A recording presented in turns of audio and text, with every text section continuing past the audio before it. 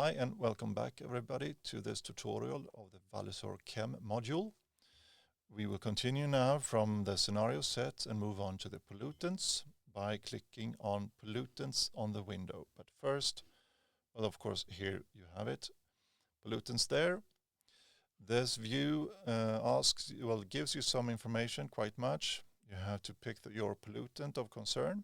You have to define exposure, and you have to look at the health outcomes considered. We will start with selecting pollutants.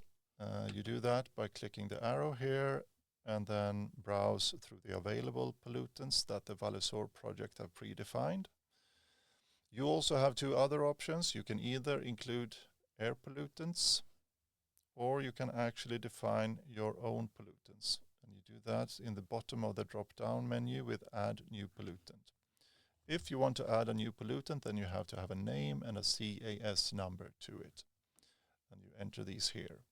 But we will not do that in this exercise, and we will not include air pollutants. Rather, we will focus on benzoapyrene.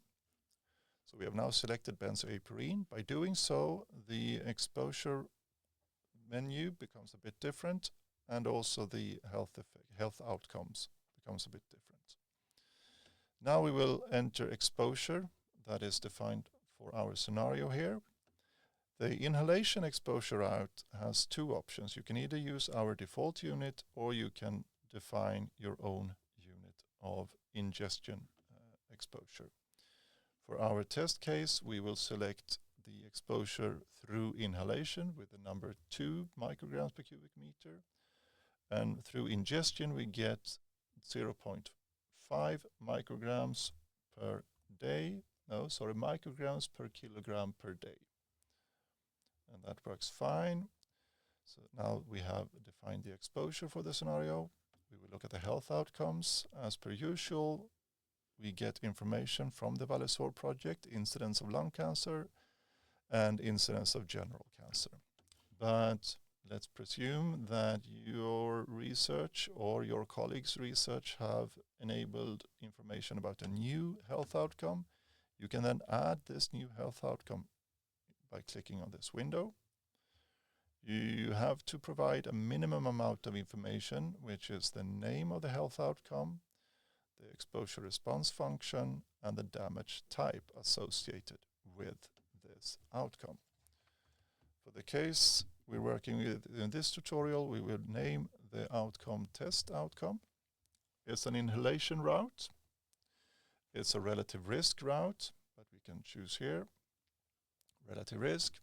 We considered it to affect morbidity, but you could also choose mortality. The ERF central that we work with, as you see here, right now is per 1 microgram per cubic meter. And we choose the value 1.17 for our calculations. Sometimes, if you use another type of table, the value can be difficult for the computer to read. So pay attention to how you enter the numbers so that the computer module understands what you're trying to enter. Right. Impact age range. You can define that by dragging this little button here, or clicking on these arrows here, or as I prefer to do, just type in the number. 40 to 100 is the impact age range we work with in this example. Then comes the next step of defining the damage type.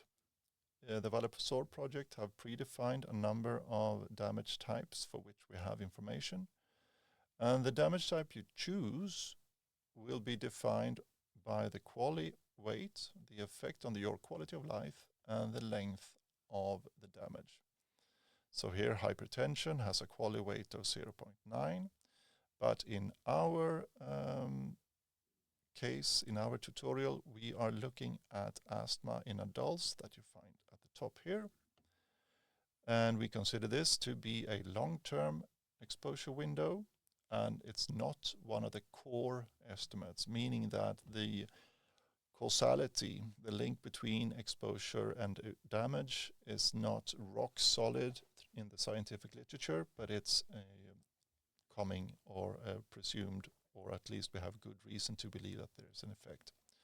Now you entered the mandatory information that is marked with the asterisk, and then you click a new health outcome. And through this, you can confirm that the module have picked up your information through the incidence of lung cancer, incidence of general cancer that has been added with the test outcome. And you see your information here, and you can see here that the central ERF, it says 1.7, and I'm quite sure that I wanted it to be at 1.17, so something is not right here.